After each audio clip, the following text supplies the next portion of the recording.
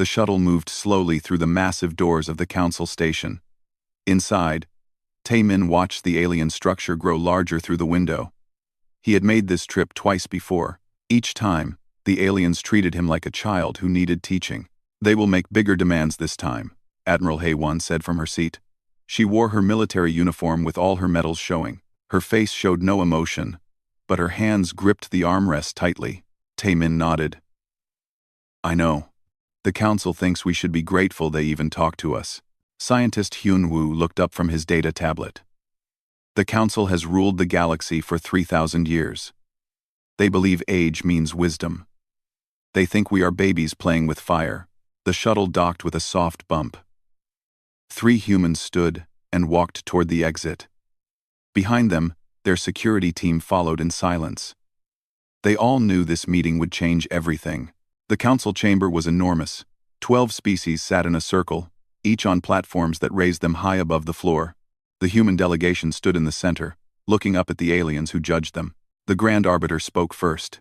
He was a Korthian, a species that looked like giant lizards standing on 2 legs. His voice boomed through the chamber. "Humans, you have been summoned to hear the council's decision regarding your expansion." Taemin bowed slightly. "We are here to listen and discuss, Grand Arbiter." "There will be no discussion." A clicking voice interrupted. The Vrelian hive speaker moved forward on its platform. The insect-like creature's many eyes focused on the humans. "You will obey or face consequences." Taemin felt his stomach tighten, but he kept his voice calm. "May we hear the council's requirements?" The Luminar Archon began to glow. The crystalline being's light filled the chamber. "Humanity has claimed 47 worlds in 80 years. This expansion is too fast. It disrupts the balance of power in the galaxy. We have settled on empty worlds," Taemin said. "We have not taken any planet that belonged to another species. We followed all the rules that the council gave us." "The rules are changing," the Grand Arbiter said. His reptilian face showed what humans would call a smile. But it was not friendly. "The council has decided that humanity needs guidance. You are too young to manage so much territory." Hyun-woo stepped forward. "What does the council want?" A hologram appeared in the center of the chamber. It showed the galaxy with human colonies marked in blue. As they watched, the blue marks began to disappear, leaving only Earth and a few nearby systems. "You will surrender all military vessels beyond your home system," the Grand Arbiter announced. "You will allow council observers on all human worlds. You will stop all expansion into unclaimed sectors. You will submit to council authority in all matters of galactic importance." The chamber fell silent.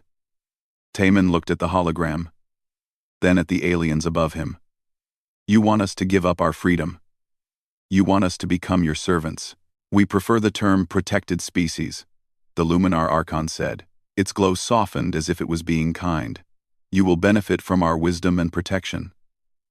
Many younger races have thrived under council guidance." "Thrived?" HFY spoke for the first time. Her voice was cold and hard. "You mean they became weak? They depend on you for everything. They forgot how to stand on their own." The Vrelian hive speaker made a sound like angry buzzing. "Your military leader forgets her place. Perhaps this shows exactly why humanity needs supervision. You are aggressive and dangerous." Taemin raised his hand to calm HFY. "Grand Arbiter, surely we can negotiate terms that respect both the Council's concerns and humanity's sovereignty." "Node. Sovereignty?" The Grand Arbiter laughed. It was a deep, rumbling sound that made the floor vibrate. "You speak of sovereignty? You have been in space for barely 300 years. My species built starships before your ancestors discovered fire. You have no sovereignty. You have only what we allow you to have." Other council members made sounds of agreement. Some laughed. Others simply stared down at the humans with expressions that clearly said they were superior beings dealing with primitive creatures. Taemin felt anger rising in his chest, but he pushed it down. He was a diplomat. He had trained his whole life for difficult conversations. "How long do we have to consider the council's demands?" 72 standard hours, the Grand Arbiter said. Return to your homeworld. Discuss with your leaders. But understand this clearly. If you refuse, the Council will enforce compliance by force. You would attack us? Hyunwoo asked, his eyes wide. The Luminar Archon's glow became brighter, almost blinding. Attack is such an unpleasant word. We would simply remove the weapons you should not have, and relocate your people to appropriate worlds. It would be done quickly, and with minimal loss of life. Minimal? Haewon's voice rose. You talk about attacking our homes and killing our people as if it means nothing. It means what it must mean, the Grand Arbiter said. His voice became harder. The Council commands thousands of warships. You have... what? 300? Perhaps 400? Resistance would be brief and pointless. We tell you this not to threaten, but to help you understand reality. Accept the Council's guidance and live in peace. Refuse and face the consequences of your pride. The Vrelian Hive speaker leaned forward. Think of your children, humans. Think of your cities.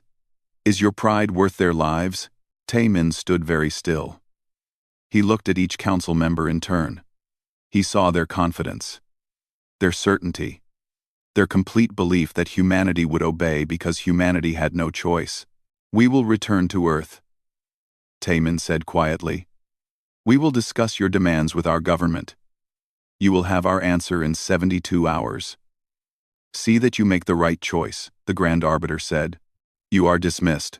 The human delegation turned and walked toward the exit.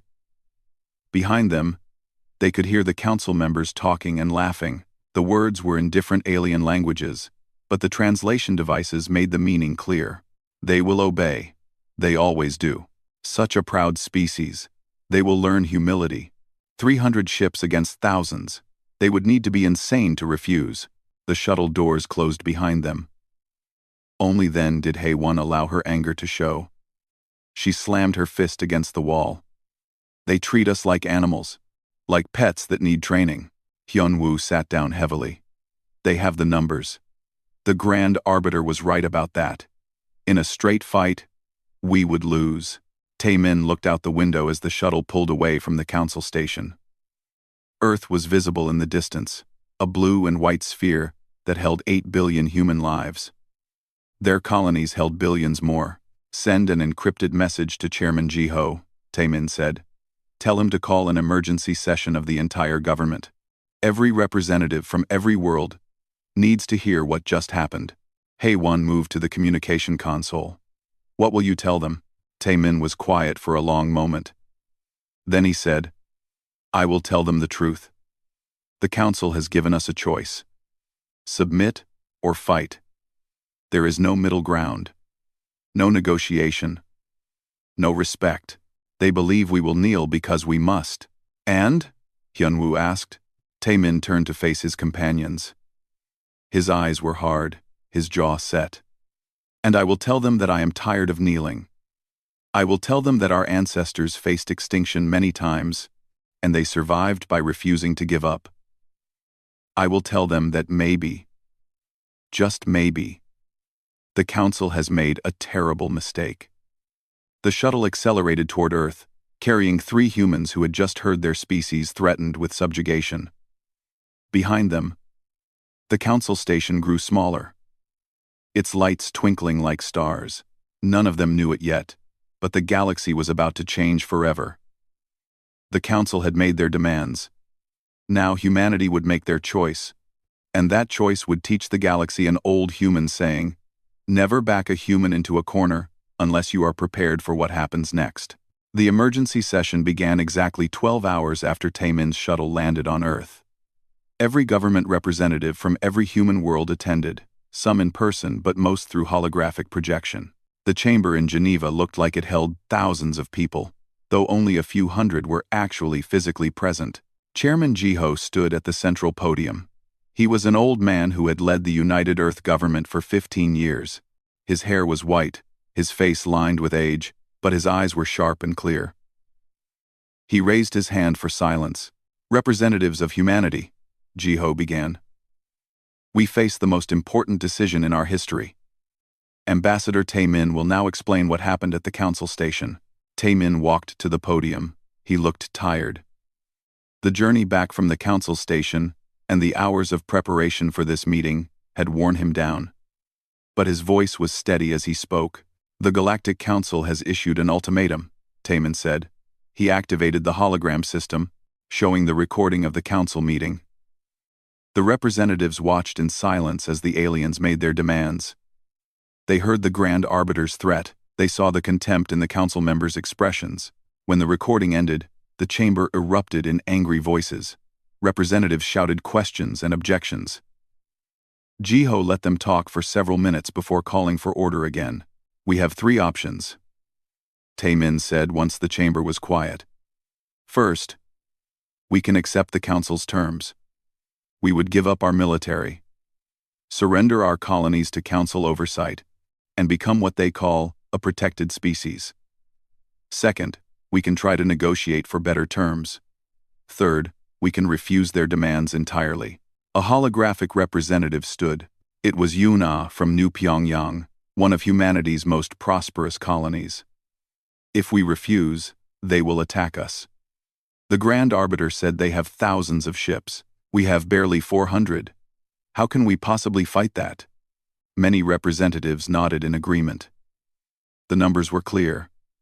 In any direct war, humanity would lose. May I speak? A voice came from the back of the chamber. General Dong-hyun walked forward. He was the Supreme Commander of Earth Defense Forces, responsible for protecting all human worlds. His uniform was plain, without decoration, but everyone knew his reputation. He had fought in the Outer Colony Defense Wars 20 years ago.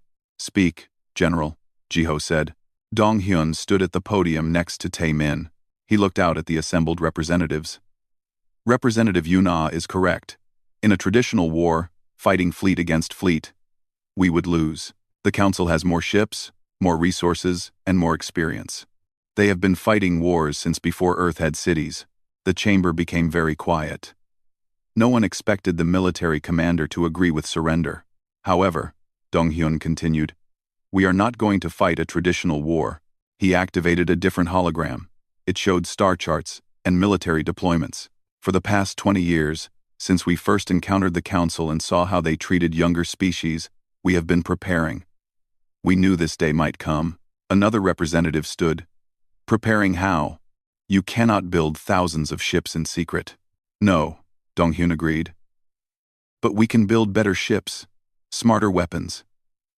And we can develop tactics the Council has never seen. A door at the side of the chamber opened. A woman walked in, carrying a secure data case.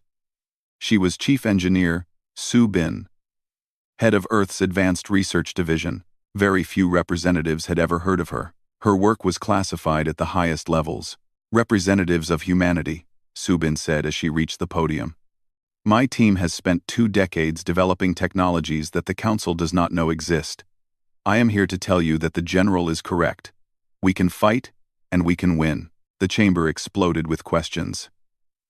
Jiho had to call for order 3 times before people quieted down. Soo Bin opened her data case and connected it to the secure network. What I am about to show you is classified at level 10. Under normal circumstances, only 50 people in all of human space know these secrets. But this decision affects everyone, so everyone deserves to know the truth. The hologram changed. It showed a starship unlike any the representatives had seen before. It was smaller than a traditional human cruiser, sleek and dark. This is the Shadow-class destroyer, Soo Bin explained. It does not use Council-approved jump gates for faster-than-light travel. It has its own drive system, based on principles we discovered independently. The Council does not know we have this technology. We can move through space in ways they cannot track or predict. Another image appeared. This one showed a weapon. Simple in design but radiating complex energy patterns. This is a quantum disruptor. It bypasses traditional energy shields completely. A small ship armed with these weapons can destroy a Council dreadnought in seconds. More images followed. Each one showed technology that seemed impossible. Ship armor that could repair itself. Communication systems that were truly instantaneous, across any distance. Cyber warfare tools that could hack into any computer system. How? Someone asked. How did we develop all this without the council knowing? Subin smiled. Because they stopped watching us years ago. They decided we were primitive and uninteresting. They assumed we would follow the path they laid out, using their technology and their methods. They never imagined we would go our own way. Hyun-woo stepped forward. I have worked with Engineer Subin's team for 5 years. I can confirm everything she has said. We have advantages the council cannot imagine, but there is more. He paused dramatically. We have been inside their networks for 3 years. We know their fleet positions, their communication protocols, their security systems. If we go to war, we will not be fighting blind. Yuna stood again. Her face was pale. Even with all this, people will die. Colonies might be destroyed. Are we really willing to risk everything? Die. Die. Die. Die. Die. Die. Die. If we submit, Admiral Haewon said, rising from her seat, we die slowly instead of quickly. The council will control every aspect of our lives. Our children will grow up as subjects, not as free humans. The debate continued for hours. Some representatives argued for acceptance of the council's terms. Better to live under council rule than die in a war. Others argued for negotiation, hoping to find some middle ground. But more and more representatives spoke in favor of rejection. They quoted human history, reminding everyone that humanity had always fought against oppression. They talked about the colonies that had been built with human sweat and sacrifice. They asked what kind of future they wanted for their children. Finally, as the day grew late, Jiho called for the vote. This is a binary choice, he said. Accept or reject. Yes or no. There is no middle ground. The council has made that clear. The voting system activated. Each representative entered their choice privately. The results would be announced when everyone had voted. The chamber was silent as people made their decision. Some voted quickly, their minds already made up. Others hesitated, their fingers hovering over the controls, as they wrestled with the weight of their choice. 10 minutes passed. 20. Finally, the last vote was recorded. Jiho looked at the results on his private screen. His face showed no emotion. He stood and addressed the chamber. The vote is complete. 847 representatives voted to reject the council's ultimatum. 203 voted to accept. Humanity has spoken. Some representatives cheered. Others sat in stunned silence. A few were crying. Knowing what this decision meant, Jiho raised his hand for quiet one last time. Ambassador Taemin, you will return to the council station in 72 hours. You will deliver our response. General Donghyun, you will begin full mobilization of all defense forces. Engineer Subin, your projects are now declassified. Begin production immediately. He paused, looking around the chamber at the faces of humanity's elected leaders. Representatives, contact your worlds. Tell your people what we have decided. Tell them to prepare. Tell them that humanity will not kneel. Taemin felt his heart pounding in his chest. They had done it. Humanity had chosen to stand and fight, rather than submit. He thought about the council members, sitting in their comfortable chambers, confident that the humans would obey. They were about to learn they were wrong. Jiho stepped down from the podium. As he passed Taemin, he stopped and placed a hand on the younger man's shoulder. My daughter sent me a message before the vote, Jiho said quietly. She lives on Titan. She told me, don't let them make us kneel, father. We're ready to stand. That is when I knew which way to vote. No. Taemin nodded, unable to speak. The chairman walked away, leaving the ambassador standing alone at the podium, looking out at the representatives who were beginning to file out of the chamber. In 72 hours, he would face the council again. But this time, he would not go as a supplicant begging for scraps. He would go as the representative of a free species, that had made its choice. The galaxy was about to learn what happened when you pushed humanity too far. The shuttle approached the Council station exactly 72 hours after the ultimatum had been delivered. But this time, Taemin was not alone with just a small delegation. Behind his shuttle, 100 human warships held position in a precise formation. Inside the council chamber, the aliens were gathering. They expected the humans to arrive on time. Primitive species always followed the schedule when they came to submit. "They will kneel," the Vrelian hive speaker said, its multiple eyes gleaming. "They have no choice." The Luminar Archon's crystalline form pulsed with light. "I almost pity them. To come so far, only to learn they cannot go further without our permission." The Grand Arbiter settled onto his platform. "Let us hope they are wise. I do not wish to destroy their colonies, but I will if necessary." The chamber doors opened. Taemin walked in, but his posture was different than before. He stood straight, shoulders back, head high. Behind him came Admiral Hae-won and General Dong-hyun. They wore full military dress uniforms. Their medals caught the light as they walked. The council members noticed the change immediately. Where before the humans had seemed humble and cautious, now they appeared confident. "Ambassador Taemin," the Grand Arbiter began, "you have returned to deliver your government's response to the council's requirements." "I have," Taemin said. His voice was clear and strong, echoing through the chamber. "And," the Vrelian hive speaker leaned forward, "will humanity accept the council's wisdom and guidance?" And Taemin looked up at the 12 species arrayed above him. He saw their confidence, their certainty. They truly believed he had come to surrender. "No," Taemin said. The single word hung in the air. For a moment, the council members seemed not to understand. Then the Luminar Archon's glow flickered in confusion. "No," it repeated. "Perhaps we misunderstood.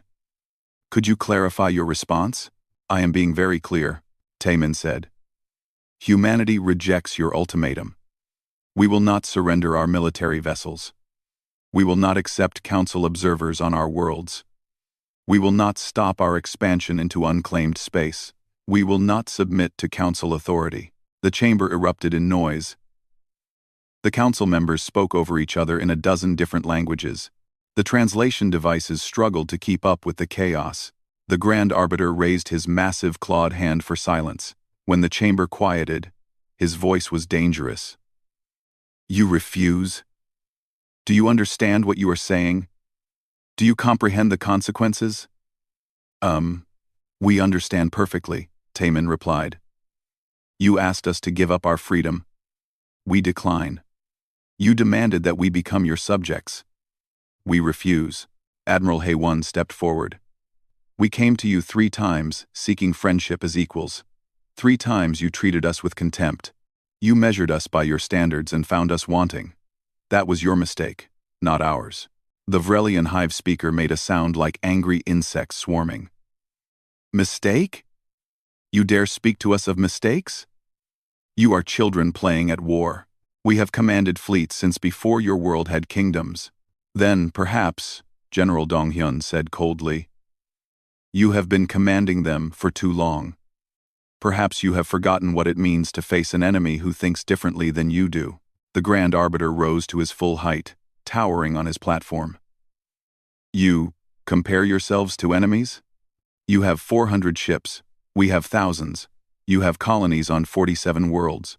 We control 10,000 systems. Where is your sense? Where is your survival instinct?" Taemin smiled, but it was not a friendly expression. "Our survival instinct is what brought us here. Do you know what we have learned about the Council in our time among the stars? You have not fought a real war in 500 years. You have not faced an enemy who could truly challenge you. You have grown comfortable, soft. The Luminar Archon's glow became harsh and bright. "Enough. You will not insult this council. You will accept our terms, or we will enforce them."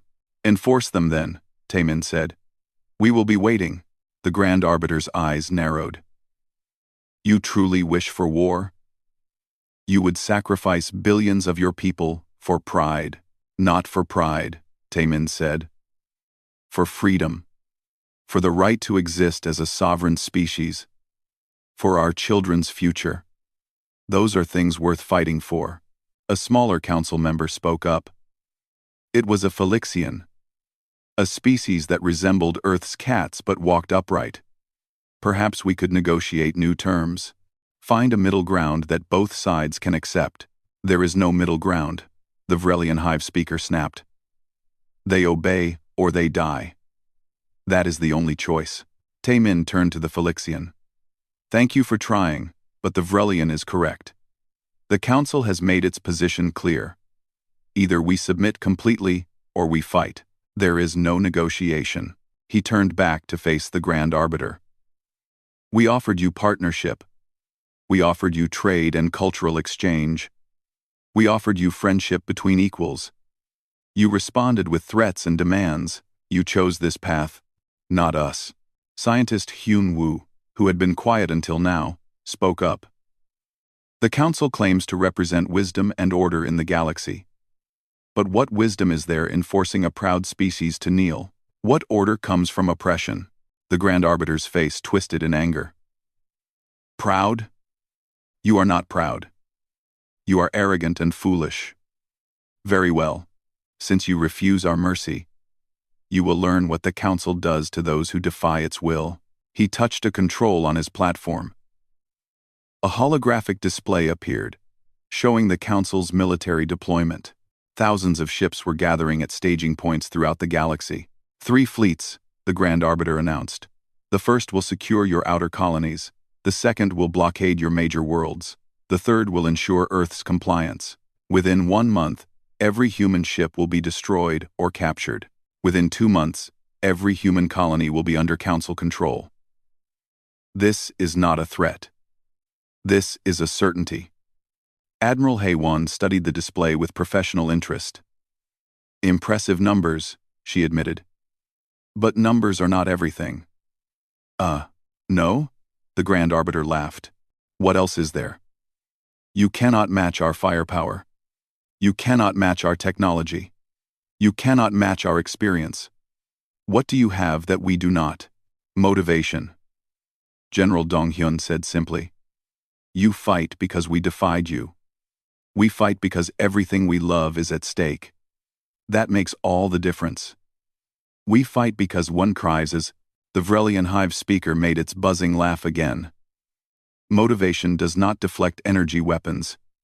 Motivation does not pierce shield generators. You will learn this lesson at great cost. Taemin nodded slowly. Perhaps. But consider this. You are correct that we are a young species. We have only been in space for a few centuries. Do you know what that means? It means you are inexperienced, the Luminar Archon said, unprepared for real conflict. No, Taemin replied. It means we are still innovating, still learning, still adapting. You have had thousands of years to perfect your ways. You have settled into patterns and procedures.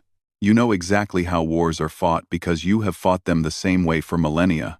He paused, letting his words sink in. But we do not know your rules. We do not follow your patterns. We will fight in ways you have never encountered. And that should worry you. The Grand Arbiter waved a dismissive claw. Empty words.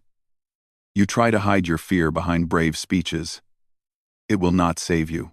We are not hiding anything, Taemin said. He reached into his jacket and pulled out a data chip. He placed it on the chamber floor. That contains humanity's formal response to the Council's ultimatum. It also contains tactical data you should find interesting. The Luminar Archon extended a probe of light to retrieve the chip. It scanned the contents, then its glow suddenly intensified with what the humans recognized as shock. This shows. How did you? The Archon could not finish its sentence. Shows what? The Grand Arbiter demanded. Fleet positions. The Archon said quietly. Council fleet positions. All of them. Updated within the last hour. This information should be impossible for them to have. The chamber became very quiet. The council members looked at each other, then down at the 3 humans, standing calmly in the center of the room. How? The Grand Arbiter's voice was no longer mocking. Now it held a note of uncertainty. We have been in your networks for 3 years, Hyunwoo said. We know your fleet deployments, your communication codes, your supply routes, your tactical doctrines. We know everything. Admiral Hai-1 smiled. You stopped watching us because you thought we were too primitive to be a threat. That was your second mistake. Your first was making an ultimatum you were not prepared to follow through on. The Vrelian Hive speaker rose up, its body segments rippling with agitation. This is a violation of every protocol. This is espionage. This is an act of war. No, Taemin said calmly. Your ultimatum was an act of war. This is us, preparing to survive it. The Grand Arbiter's voice became hard as steel. You have sealed your fate. The Council Armada will destroy every human ship. We will occupy your worlds. We will show you the price of defiance. Perhaps, Taemin agreed. Or perhaps you will learn why underestimating humanity is dangerous. He gestured to his companions. We are leaving now. Your fleets will move toward human space. Our fleets will be ready. What happens next is on you, not us. The 3 humans turned and walked toward the exit. Behind them, the council members were shouting orders, demanding immediate mobilization, calling for the complete destruction of the human threat. Just before the doors closed, Taemin turned back one last time. Grand Arbiter, I want you to remember something. We did not want this war. We came seeking peace, but since you have chosen war, we will show you what humans do when everything they love is threatened. We will show you why making peace with us was the wise choice. The doors closed. The humans were gone. In the council chamber, the Grand Arbiter looked at his fellow council members. For the first time in 500 years, he felt something he had almost forgotten. Doubt. Mobilize all fleets, he ordered. The humans must be crushed quickly, before their confidence infects other species. But as the orders went out, the data chip, Taemin, had left behind, sat on the chamber floor. A small reminder that perhaps the humans knew more than the council had realized, and perhaps this war would not be as simple as the council believed. The Council Armada was the largest military force assembled in 500 years. 3,000 warships from 12 different species moved through space in massive formations. The ships were enormous, some over 2 kilometers long, bristling with weapons that could crack planets. Fleet Commander Nari watched the enemy approach on her tactical display. She commanded the human defense fleet from her flagship, a Shadow-class destroyer that the Council could not detect with their sensors. Around her, 300 human ships waited in positions the enemy could not predict. They move like a parade, her tactical officer said. Perfect formations. Precise spacing. They want us to see them and be afraid. Nari nodded. They have fought smaller enemies for centuries. Enemies who saw those formations and surrendered. They expect us to do the same. Kluk today, Fleet Commander. Her communications officer called out. The Council fleet is broadcasting on all frequencies. They demand our immediate surrender. Ignore it, Nari said. Let them talk. We have work to do. The first Council fleet, consisting of 1,000 ships, moved toward the outer human colonies. They expected to find frightened colonists and a few patrol ships. Instead, they found something else entirely. The Council ships approached the colony of New Beijing, confident and slow. Suddenly, their sensors went mad. Ships were appearing all around them, but not from jump gates. These human vessels seemed to materialize from nowhere, moving at speeds that should not be possible. Before the Council fleet could react, the human ships opened fire. The quantum disruptors pierced straight through the Council's shield technology. 3 massive Council dreadnoughts exploded in the first 10 seconds of combat. Their shields had done nothing to stop the human weapons. What is happening? The Council fleet commander screamed into his communications. How are they doing this? But there was no time for answers. The human ships moved like nothing the Council had ever seen. They appeared, fired, and vanished before return fire could reach them. Their smaller size and speed made them almost impossible to target. The Council fleet tried to form defensive positions, but the humans did not fight like any enemy they had encountered. There were no grand fleet battles with ships trading fire. Instead, the humans struck like ghosts, destroying one ship at a time, then disappearing. In the Council command center on their station, the Grand Arbiter watched the battle reports with growing disbelief. "How many ships have we lost?" 73 in the first engagement, a subordinate reported. 91 in the second. 120 in the third. The numbers keep climbing. And human losses? "We have confirmed the destruction of 5 human ships." Grand Arbiter, the massive reptilian alien, slammed his claw against his control panel. "This is impossible. They have a fraction of our numbers." The Luminar Archon's glow was flickering rapidly, a sign of distress. "They are not fighting the way we expected. They do not form battle lines. They do not hold territory. They simply appear, kill, and vanish." Over the next week, the situation grew worse for the Council. Their second fleet, moving toward the core human worlds, suffered even greater losses. Human ships appeared in their supply lines, destroying cargo vessels carrying fuel and ammunition. Without supplies, the massive Council warships became floating targets. Then the cyber attacks began. Cyber specialist Chan Wu sat in a secure facility deep beneath Earth's surface. Around him, 100 other specialists worked at terminals, their fingers flying across keyboards as they infiltrated Council networks. "I am inside the Vrelian command ship," Chan Wu announced. "Uploading the virus now." On the Vrelian vessel, alarms suddenly began blaring.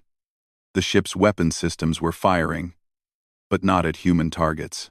They were firing at other Council ships.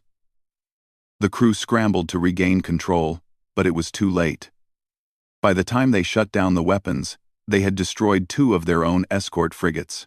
This pattern repeated across the Council fleet. Ships' computers turned against them. Navigation systems failed, sending vessels spinning off course. Communication networks crashed, leaving fleets unable to coordinate. Jump gates malfunctioned, stranding thousands of ships in empty space.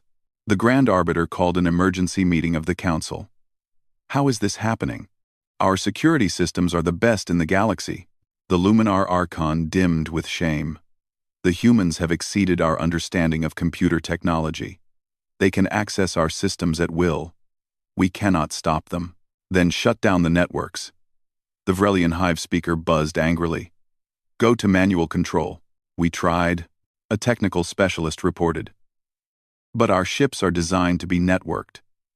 Without the computers, they lose most of their functionality. The humans designed their systems to be independent. Each ship can operate without any network connection. We never imagined anyone would fight that way." By the end of the second week, the Council had lost over 800 ships. Humanity had lost 34. The numbers were beyond anything the Council had predicted. Their military leaders were calling for a complete reassessment of the situation, but the Council's pride would not allow them to admit defeat so easily. They gathered their remaining forces and prepared for one massive assault on Earth itself. If they could destroy the human homeworld, the war would end regardless of tactical victories. The Third Council fleet, the largest at 1,200 ships, moved toward the Sol system. This time, they abandoned their elegant formations. They scattered, hoping to make it harder for the human ships to strike. Admiral Hay-1 watched them come. She stood on the bridge of the flagship, her expression calm, despite the enormous enemy force approaching. "General Donghyun, are your ground forces ready?" "Ready, Admiral," came the response over the secure channel. "If any Council ships make it through, they will find Earth well defended." "They will not make it through," Hay-1 said with quiet confidence. The Council fleet entered the outer Sol system. They expected fierce resistance. They expected to lose ships, but they believed their numbers would overwhelm the human defense. Instead, they found something that made their confidence crumble. Every asteroid in the system was armed. Every small moon held hidden weapons. Every seemingly empty stretch of space contained mines and automated defense platforms. Earth had not just prepared ships to fight, they had turned the entire solar system into a fortress. The Council fleet found themselves in a killing field. Human ships attacked from every direction. Automated weapons fired from locations the Council sensors could not detect. The quantum disruptors tore through ship after ship, and then Fleet Commander Nari deployed her reserve force. 200 human warships that had been hiding in the outer system, using stealth technology, the Council did not know existed. They appeared behind the Council fleet, trapping them between two forces. The Battle of Seoul lasted for 6 hours.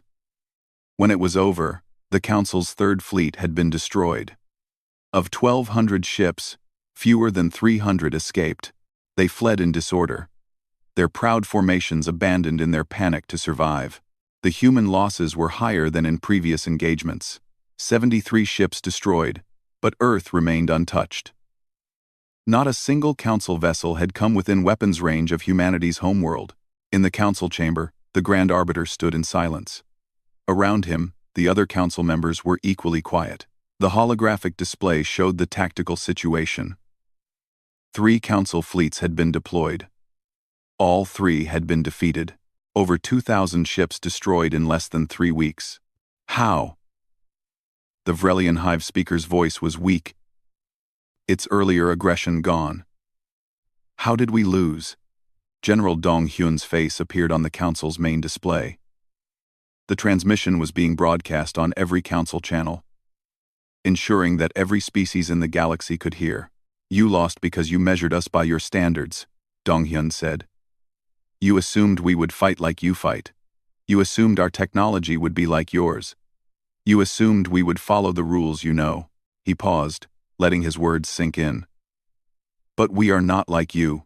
We have only been in space for 3 centuries, yes, but that means we have no old habits to break. We have no traditional ways of doing things. We innovated because we had to. Every moment of our history taught us that survival requires constant adaptation. The Luminar Archon's glow was almost invisible now, dimmed by defeat. What do you want? You have proven your point. You have demonstrated your capabilities. Want? Dong Hyun shook his head. We wanted peace. We wanted friendship. We wanted to be treated as equals. You refused all of that. You demanded submission, so we gave you war instead. Admiral Haewon appeared beside the general. We could pursue your retreating fleets. We could strike at your core worlds. We could show you what it feels like to fear for your homes and families. The Council members tensed, waiting for the threat to continue. But we will not do that, Haewon said. Because we are not like you. We do not seek conquest. We do not desire subjugation of other species. We only want what we always wanted, to be left alone to live as free beings. Nari's voice joined them. Our fleets are returning to defensive positions. We will not attack your territories. But if you send another fleet toward human space, we will destroy it just as we destroyed these 3. The choice is yours. The transmission ended. The Council sat in silence, each member wrestling with the reality of their situation. They had gone to war, confident of easy victory. Instead, they had suffered the worst military defeat in their history, and the humans, who they had dismissed as primitive and weak, were offering them peace.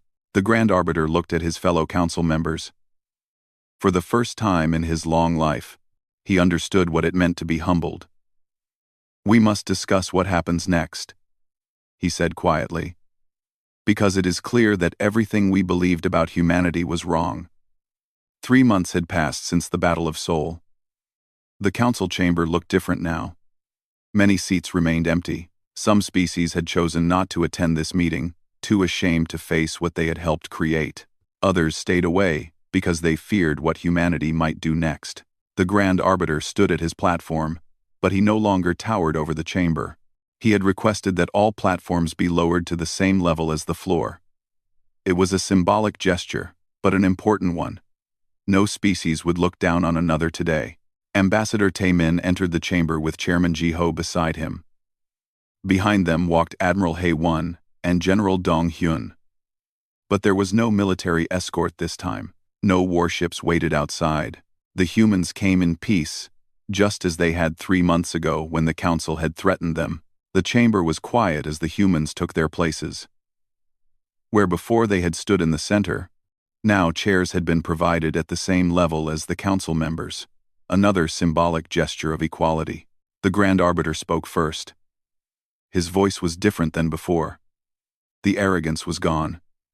Chairman Jiho, Ambassador Taemin, we welcome you to this council session. Jiho inclined his head politely. Thank you, Grand Arbiter. The Korthian took a deep breath. What he had to say next was difficult for a being who had spent centuries believing in his species' superiority. The Council has asked you here to offer a formal acknowledgement of our mistakes. The Luminar Archon's glow was steady now, though not as bright as it had been before the war. We judged humanity by metrics that did not apply.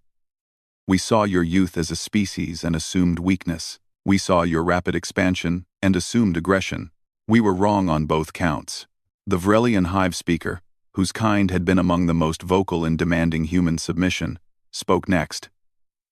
We measured wisdom by age. We believed that because we had been spacefaring for thousands of years, we knew all there was to know about warfare and technology.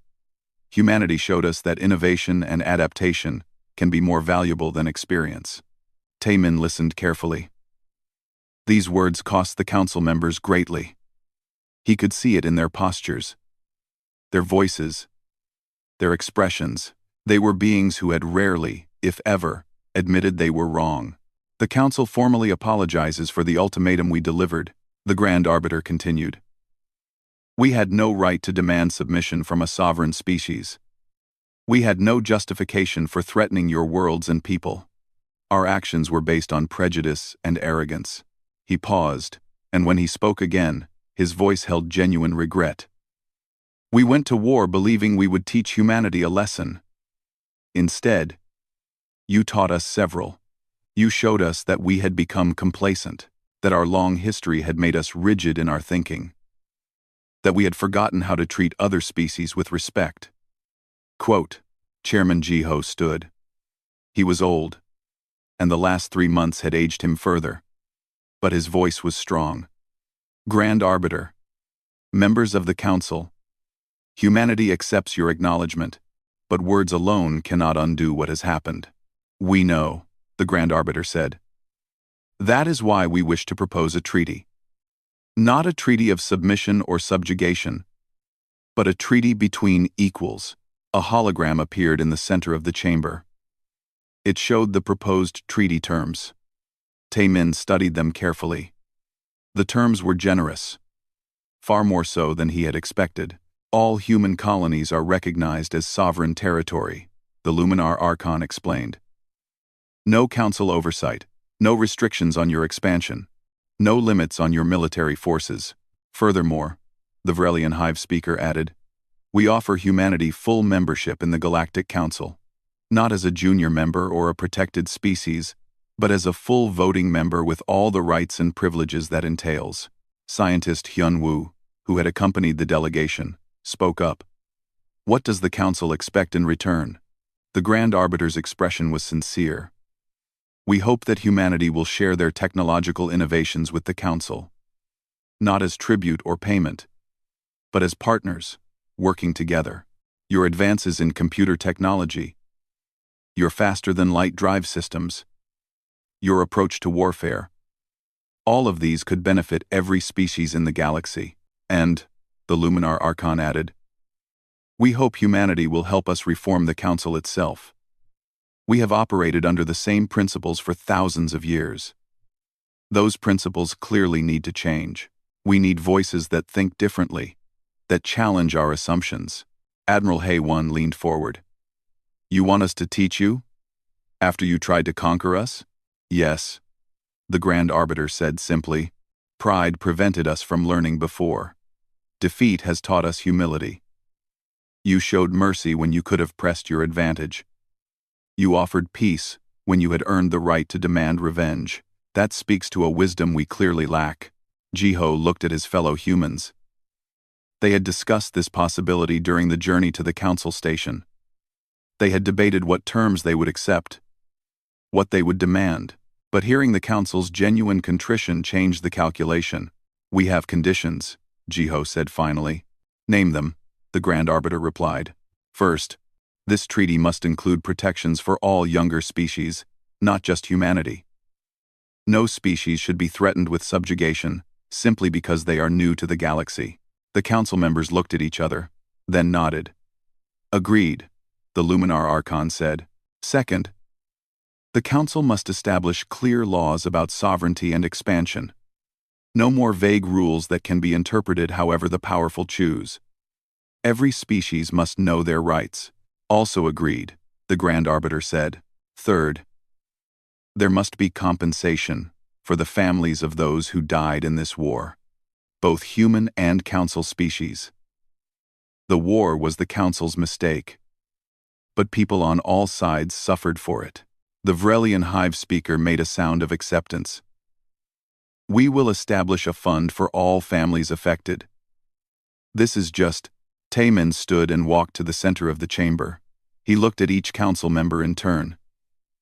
"Grand Arbiter, you asked earlier what humanity wants. I will tell you. We want the galaxy to be a place where species are judged by their actions, not their age. Where younger civilizations are mentored, not controlled. Where differences are celebrated, not feared." He gestured to his companions. "We come from a world that almost destroyed itself many times. We know the cost of prejudice and arrogance. We know what happens when the powerful oppress the weak. We learned these lessons in blood and fire." His voice became stronger. "If humanity joins the council, we will push for change. We will challenge comfortable assumptions. We will speak for species that have no voice. We will be difficult and demanding partners." The Grand Arbiter's scaled face moved into what might have been a smile. "We would expect nothing less.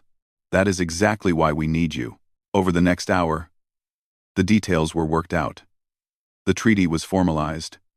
Humanity would join the Galactic Council as a full member. All human territory was recognized. No restrictions would be placed on human expansion or military forces. In return, humanity agreed to share certain technologies and to work with the Council on reforms that would prevent future conflicts. They also agreed to establish exchange programs, allowing younger species to learn from human innovation, while humans learned from the Council's vast historical knowledge. When the treaty was complete, the Grand Arbiter stood. "Is there anything else humanity wishes to address?" Yuna, the representative from New Pyongyang, who had once argued for acceptance of the Council's original ultimatum, spoke up. She had been invited to attend as an observer. "Yes. I want to ask the Council a question." "Speak," the Luminar Archon said. "Why did you really change your minds? Was it only because you lost the war? If you had won, would you be offering this treaty?" The chamber fell silent. It was a hard question, but a fair one. The Grand Arbiter considered his answer carefully. "If we had won, we would have enforced our original demands. We would have believed we were right. Defeat forced us to see what we had become. Bullies who use strength to control others." He paused, then continued. "But there was something else. After the Battle of Seoul, we expected you to attack our worlds. We prepared for invasion. Instead, you simply returned to your borders and offered peace. That action taught us more than any battle could. It showed us that humanity truly wanted what you claimed, to live in peace as equals." The Vrelian Hive speaker added, "You could have humiliated us. You could have demanded harsh terms.